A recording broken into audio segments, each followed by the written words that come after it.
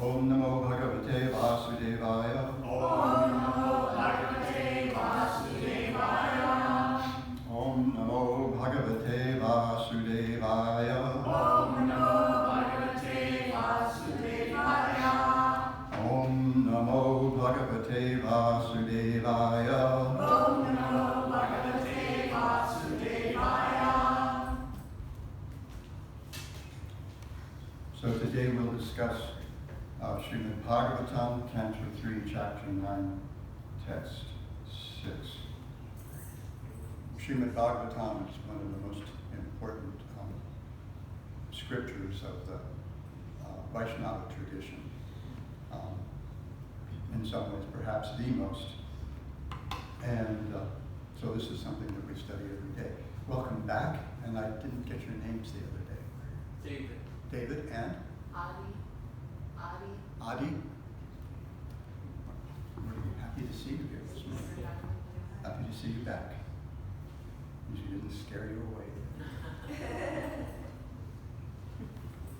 So text 6. Tavat bhayam dravina deha suran nimittam. Tavat bhayam dravina deha suran nimittam.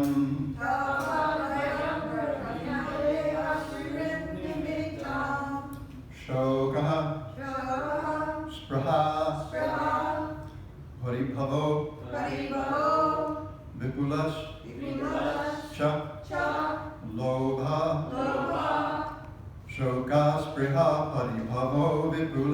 lobha. Shoka spraha haribhavo vipulas cha lobha. Tavam mameti Asaravagraha Artimulam Tavan Mametya Saratavagraha Artimulam.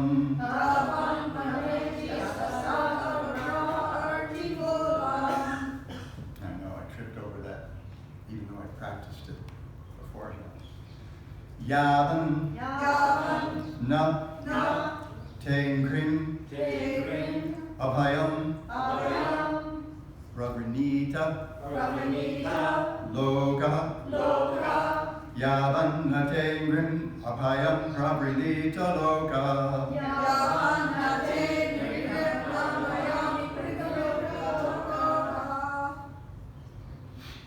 Tavat Bhayam Dravina Deha Surin Nimittam.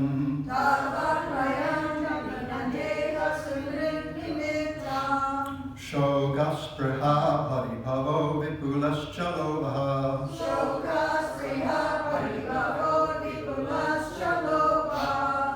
Tavan mametya saravagraha artimulam.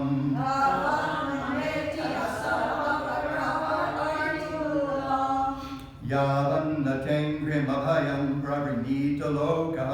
Tavan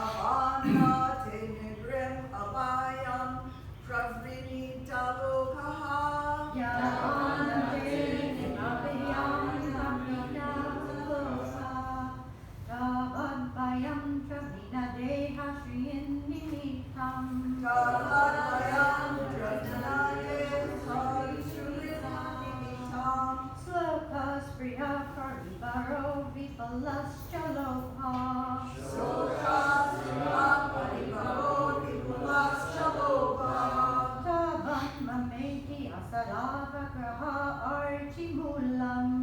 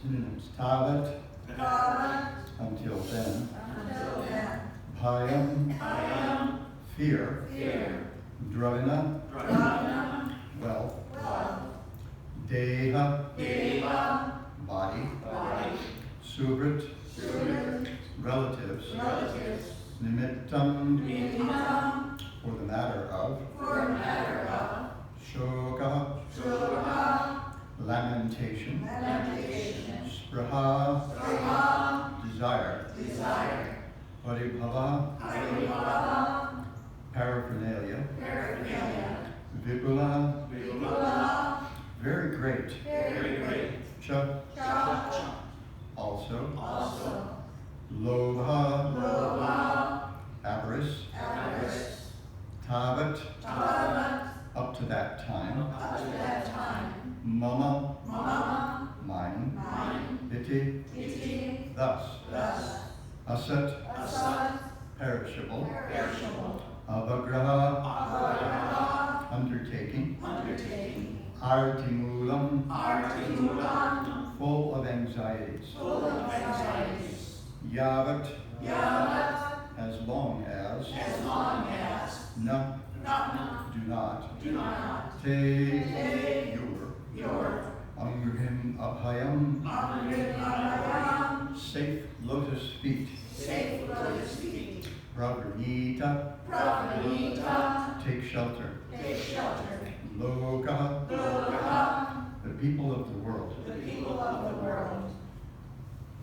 Translation: Oh my Lord, the people of the world are embarrassed by all material anxieties. They're always afraid.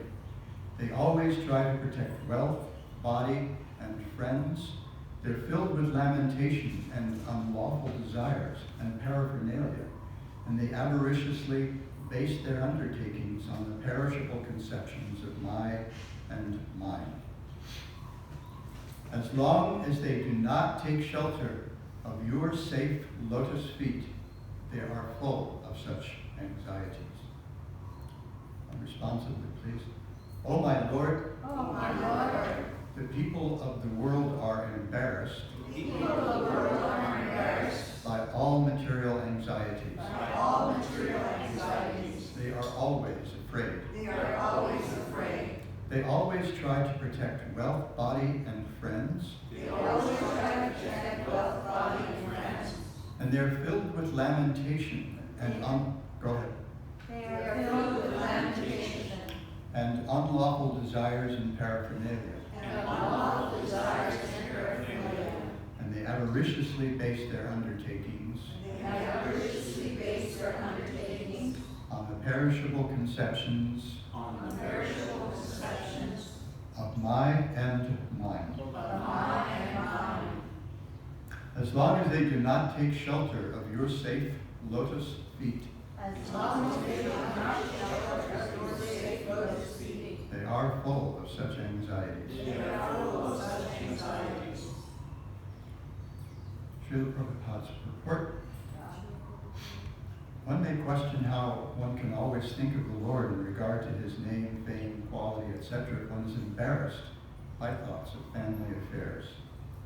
Everyone in the material world is full of thoughts about how to maintain his family, how to protect his wealth, how to keep pace with friends and relatives, etc.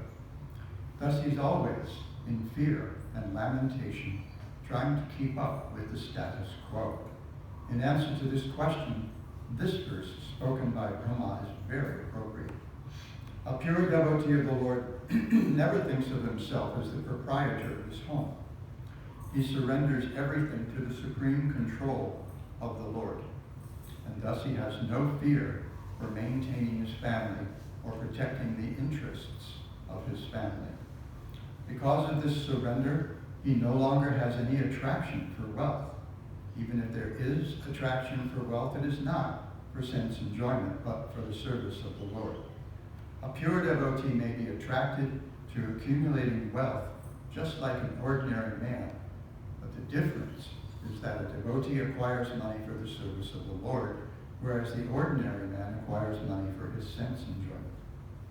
Thus, the acquisition of wealth by a devotee is not a source of anxieties, as is the case for a worldly man.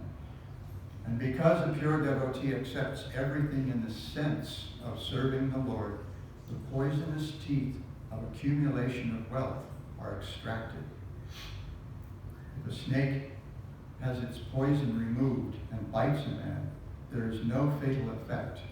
Similarly, wealth accumulated in the cause of the Lord has no poisonous teeth, and the effect is not fatal. A pure devotee is never entangled in worldly affairs, even though he may remain in the world like an ordinary man.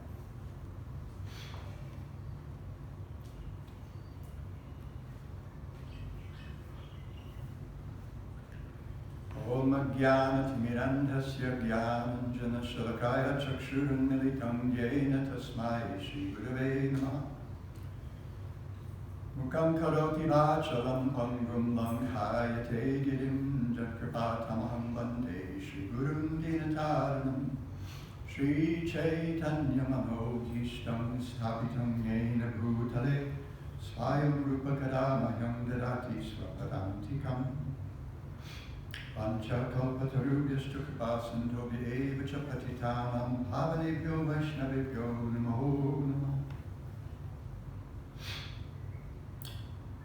Tavad Bhayam Pravinadeha Subranimittam Shogaspraha Paripaho Vipulaschalobha Tavam Mametya Sarabha Graha Arti Moolam Yavam Natengrim Abhayam Pravanita Loka. O my Lord, the people of the world are embarrassed by all material anxieties. They're always afraid. They always try to protect wealth, body, and friends. They're filled with lamentation and unlawful desires and paraphernalia, and they avariciously base their undertakings on the perishable conceptions of my and mine. As long as they do not take shelter of your safe lotus feet, they are full of such anxieties.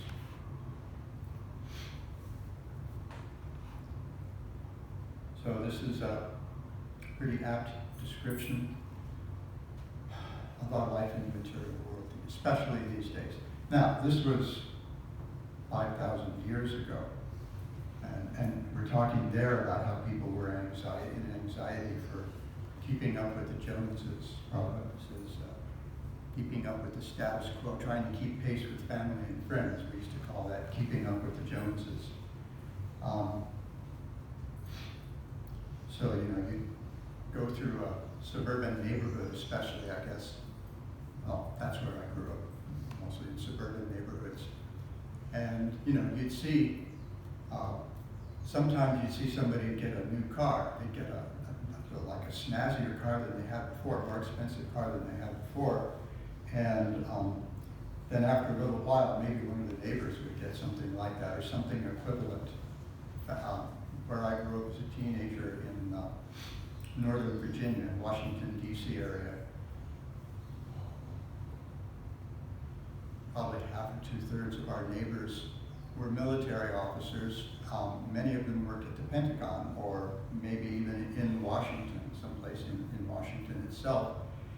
And so they'd have at least two cars. They'd have the family car, and they'd have dad's commuting to work car. So those are often things like Volkswagens, the old original Beetle.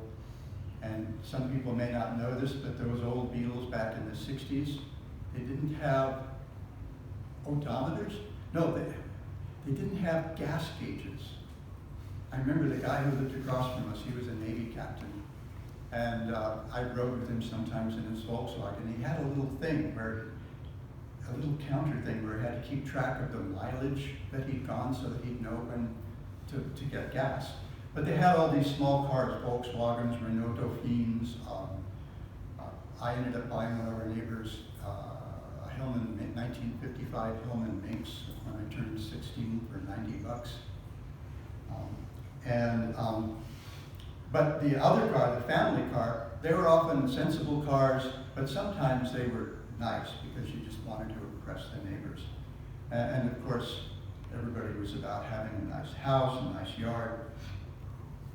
And the kids were about having, the coolest clothes and whatever. And everybody was, supposedly happy, but if you actually look, if you actually kind of went around, you could hear sometimes that you'd hear the anxieties boiling up in the homes over money, over the wayward kids or whatever, because of this attachment. So two things go together. There we have shoka and spriha, desire and lamentation. Often it's raga and shoka that go together, attachment and lamentation. And this is pretty much the picture of our material life. The verse describes these things as, says, asadavagraha arti mula. All these perishable undertakings, all these impermanent undertakings are actually arti mula. They're the cause, they're the root of our anxieties, just as Krishna says in the Bhagavad Gita that our hankering for sense gratification is the source of our misery in this material world. Dukkha yonaya evate. He says this is certainly the source of all your misery, your striving in this material world. We hear the same thing from the Buddha, that the first noble truth is the truth of suffering. Everybody suffers to some extent or another. And the second noble truth is that it's because of our Krishna, our thirst, our grasping, our desire, our attachment to this world. And then the third is there is a way to become free from that suffering, and the fourth noble truth is that way is the Eightfold Noble Path. So this is, if you have a genuine mystical spiritual tradition, and by mystical I don't mean necessarily to get what we call mystic powers, but something that actually takes us beyond the human experience. You'll see this at the root of all these things. So we see here a disdain in the verse, in a sense, a disdain for all this striving to acquire. Because after all, it's temporary. It's all temporary. And the whole material world is described like this. I bring this up frequently. Krishna sums the whole material world up in two words in the Bhagavad Gita. Dukkhalayam shashvatam. It's a place of suffering and it's temporary. So fortunately, even the suffering is temporary, but especially the stuff you get. And there's a poem, I was just thinking of this as we were reading the verse and I didn't have an opportunity to find it again. So you've been saved from my actually reading this poem again. But it was a poem by Percy Bysshe Shelley, written on the occasion of something big from a tomb in Egypt being displayed at the British National Museum. And he and a friend of his, a fellow writer, they each wrote a sonnet about this particular, inspired by this particular, I think it was some artifact of Ramses II, who in Greek was referred to as Ozymandias. And so their poems were called Ozymandias. And Shelley's was the more subtle, and that's why we hear it. If you take, 11th grade English or something in any high school in the U.S., your literature component is American literature. No, 12th grade English. 12th grade English would be English literature. So then you'll have a period of the year where you study the romantic English romantic poets and writers, and so you may have to memorize Ozymandias because it's only 14 lines, so it's something that English teachers would have us memorize.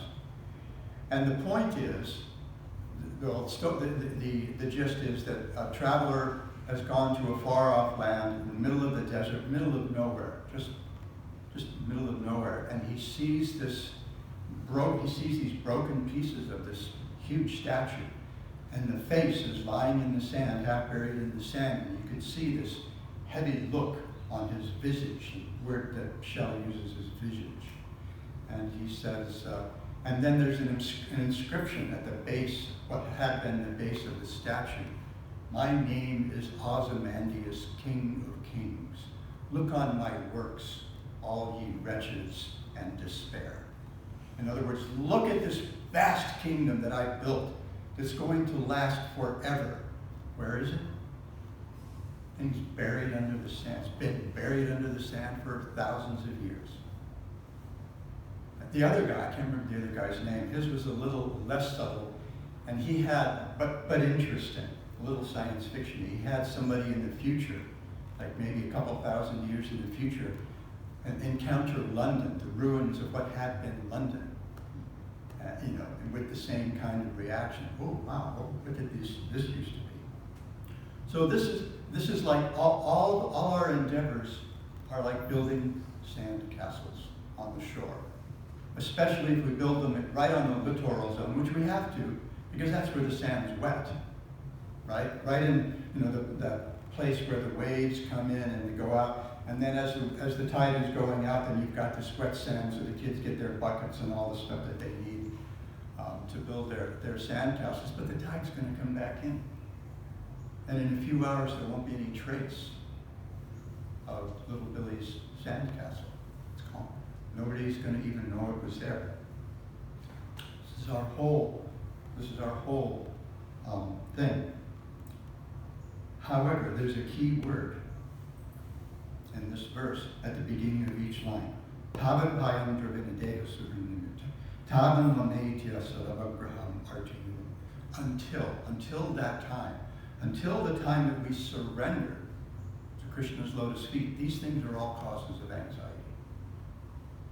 But for those who've surrendered, they're not. They actually become, even the endeavors to acquire money, if you actually surrender to Krishna, the endeavors become part of the process of attaining the Supreme. It says, so until that happens, so as long as they don't take shelter of your safe lotus feet, really cool phrase, Angrim Abhayam, your feet which bestow fearlessness. Pretty cool, huh? My middle name is Abhaya, fearless, and it was given to me for a reason, to kind of evoke a little boldness. So we can be bold and build a family, build a business, develop wealth, if we're doing that to facilitate the service of the Lord. It's like our friend Amrishi, Prabhupada never encouraged him to walk away from his family wealth. Never encouraged him. Instead, he suggested that he surrender it by engaging it, by using it. So even now, he still has his position, with somehow or other with one of the companies. GLBP. Well, I was thinking where the money comes from. The Ford Motors, Ford Foundation, stuff. Well, Ford Foundation's for getting rid of money as well. But he's maintained some position, in the Ford family of companies to keep building wealth. And as he mentioned, while his mother was still alive, he said, when my mother does pass away, I will become very wealthy. Because she was the granddaughter of Henry Ford. So he's been engaging that and his position as a Ford, as a great-grandson of Henry Ford, in service to the Lord. So the way we surrender the assets that we have is by engaging them. This is surrender. This is real surrender. Doesn't mean giving them up. Doesn't mean walking away from them necessarily. We have in Western culture, we have the example of St. Francis, who just saw everything as corrupt. After he had his epiphany, breakdown, whatever it was, saw everything as corrupt, and walked away from it. Walked naked away, from his family and everybody in the town square. But that's not necessarily the best way to surrender wealth.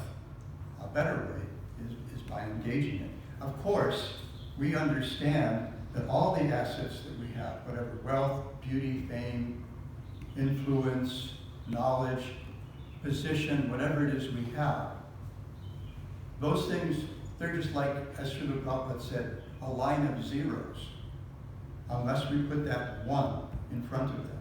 And if we put that one in front of them by coupling them with Krishna's service, then they become valuable. Then they have actual real value. So instead of being artimulam, the source of anxieties, then they become the source of liberation. So in his commentary on this verse, Srila Vishnu, and I would like to note that pretty much the second part of this purport comes directly from Srila Prabhupada's purport comes directly from Srila Vishwanath Chakravarti Thakur's commentary on this verse.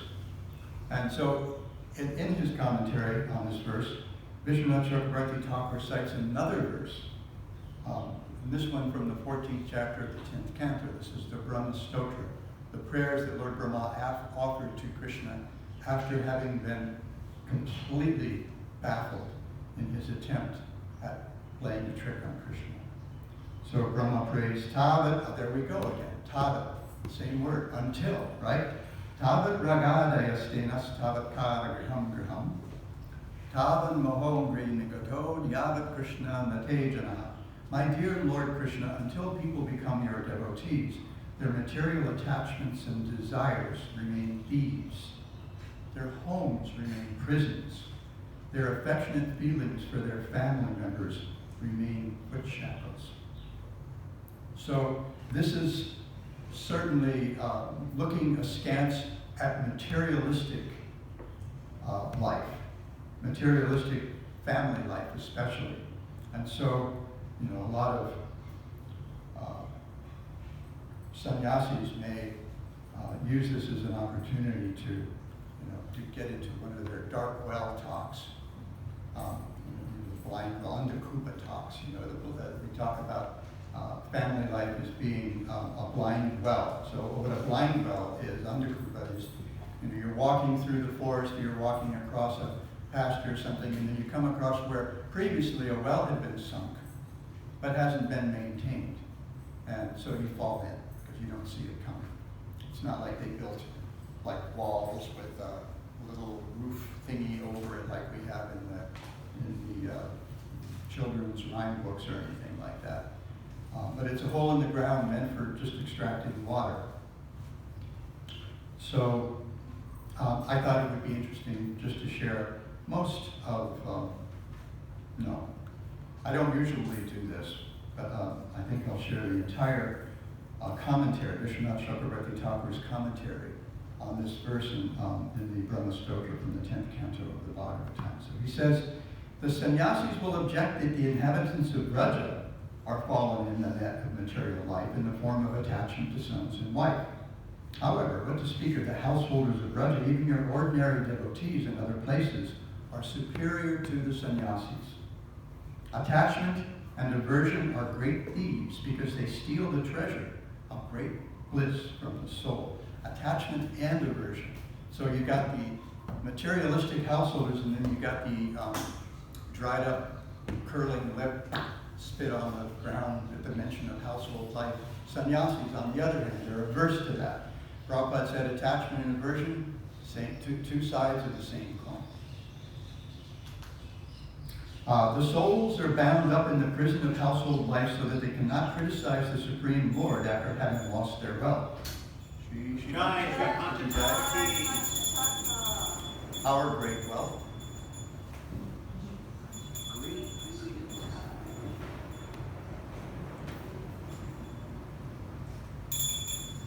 As long as people do not get the mercy of your devotees and become your followers, they remain in this position. When they become your devotees, they develop attachment for bhakti and aversion to things obstructing bhakti. Oh, another attachment and aversion, but it's good. This is a gold coin. Attachment for bhakti and aversion to things that corrode or erode bhakti. They become absorbed in you. These thieves, attraction and repulsion, expecting to grasp the great treasure of unlimited knowledge and bliss, when they become fixed in you, give up their bad qualities and instead do a good service to others. The house which was a prison by performance of pious and impious activities binding them up becomes a means of attaining the eternal Dham through the activities of serving you and singing your glories. So we see this in, we're talking about surrender. And surrender has 6 aspects, 6 angas, 6 facets maybe. Anukulyasya samkalpa pratikulyasya varjanam, rakshishati vishwasa, goptrite varanam tata, atmani kshepa, and karpanye. So these 6 things, accepting things that are favorable to the culture of bhakti, and neglecting or rejecting things that are unfavorable to that. Rakshishati vishwasa, the conviction that Krishna will protect me in all circumstances. Goptrite varanam tata, and the absolute conviction that Krishna is my only maintainer. And atmani kshepa, throwing away anything that's tinged with self-interest. Nikshepa, it's casting away, like parityaja or what's the Bhagavatam? Prochita. Just getting rid of it. You want to have nothing to do with it. And karpanye, this sense of humility, that Krishna is so wonderful and next to him, I'm so insignificant. So we see that this business of accepting those things that are favorable and neglecting and rejecting things that are unfavorable, that then it becomes the means of attaining the eternal Dham through the activities of serving you and singing your glories. And we see this in one of Bhaktivinoda Thakur's songs of surrender. He wrote a little book of songs celebrating the 6 angas of Sharanagati.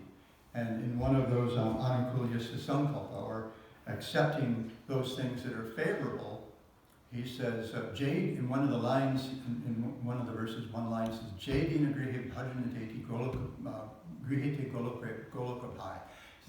When we're engaged in your service, I see my home as having become Goloka Vrindavan.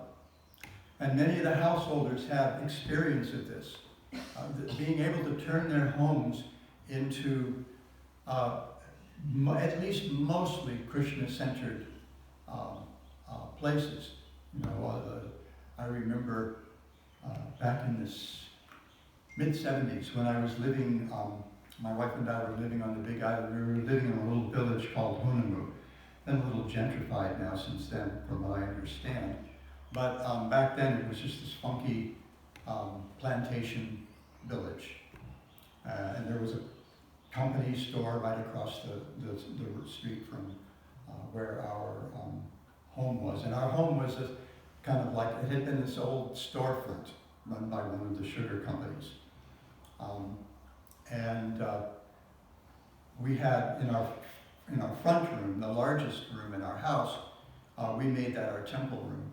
And we had an altar and we had a little vast asana for Srila Prabhupada.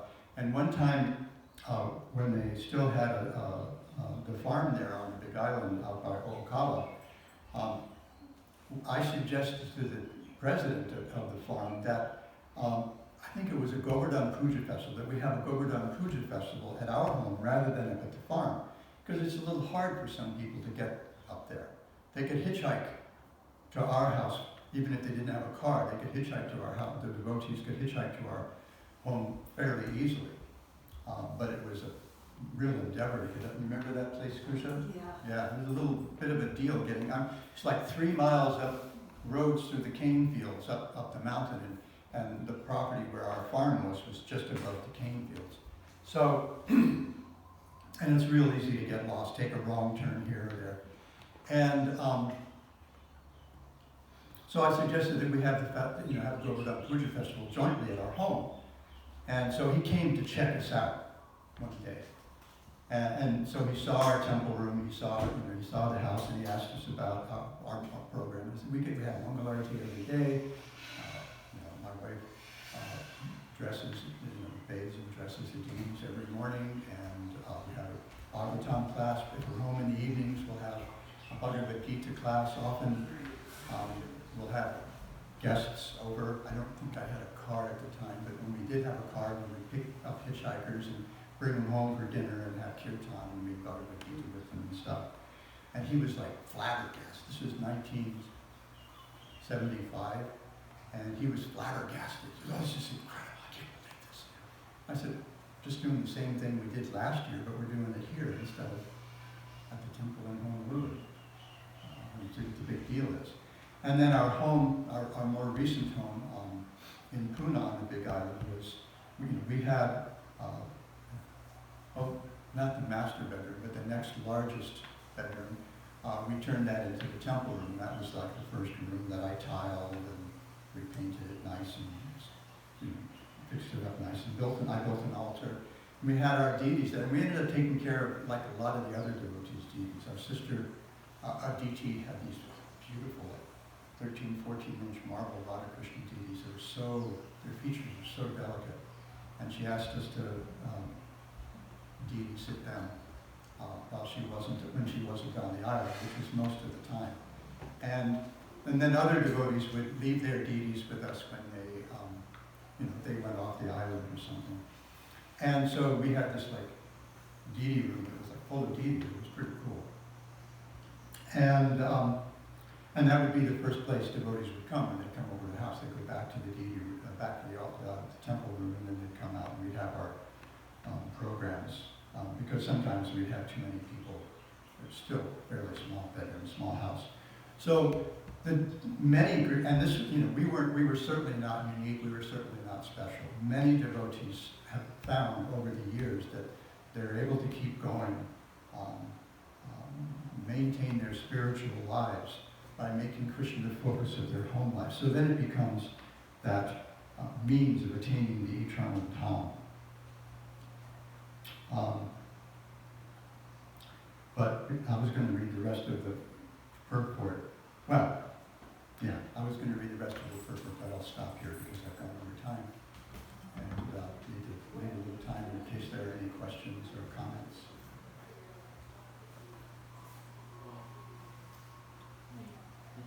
Yes?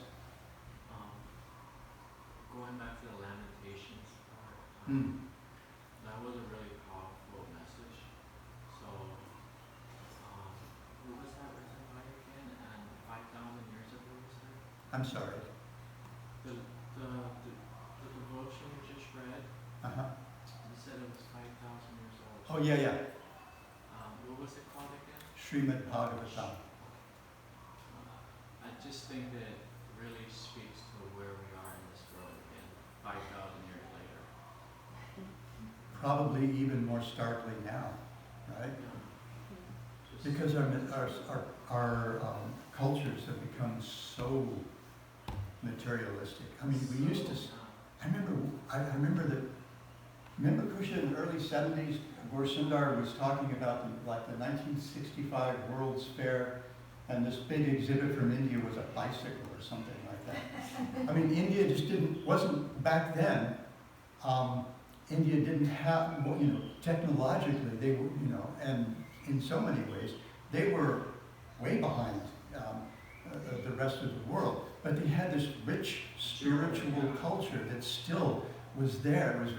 You go to Kolkata back then, even in 1980, people would dress in like traditional, Indian like maybe 18th, 19th century, maybe even going back further, men would wear these starched dhotis that were so bleached so white that you'd have to wear sunglasses walking down the street, and the ladies would wear saris.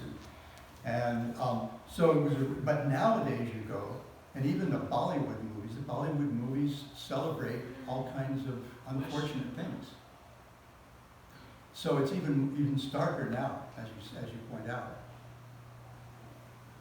And it begins, this literature, this text begins by telling us just who is a fit audience, what its topic, what its subject matter is, which is Krishna, the Supreme Personality, devotional service to Krishna, the Supreme Personality of Godhead.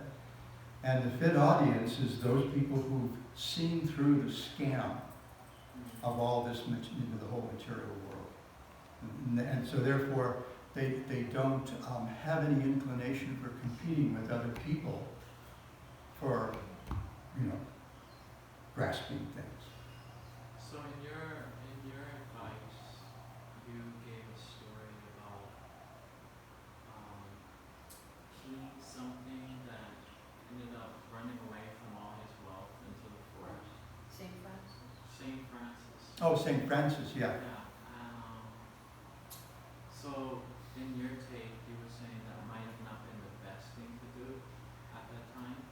So what can we do as people who are tired of the material world, but who still have to be human beings? That's exactly the point of this verse. And that is to somehow or other bring Krishna into that life. Make that life, actually fulfill the purpose of being a human by progressively dedicating our lives to the Lord. And we saw in this commentary that I read, we do that by making the Lord the center of our homes, and we spend at least some time, we make a regular program of hearing and chanting about Krishna, so we can read these literatures, and we can chant the holy names just with our family, or with our friends, or invite devotees over. Pardon? Or in solitude. Or in solitude, but even better, to share it with others. If we can, once we feel a little confidence in our practice, then we can share it with others. And that's what we're taught by Lord Chaitanya Mahaprabhu, who's the central figure on our altar. He's what we consider him to be an incarnation of Krishna, who's come to teach this process of bhakti yoga.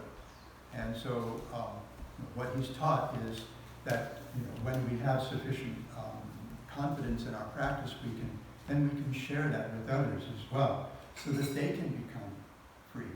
That's why we have these centers here. It can be troublesome occasionally to maintain a place like this, especially the last couple of years when our source of income was our restaurant, and that was completely cut off. So we maintain these centers to share this practice with other people. So here you are.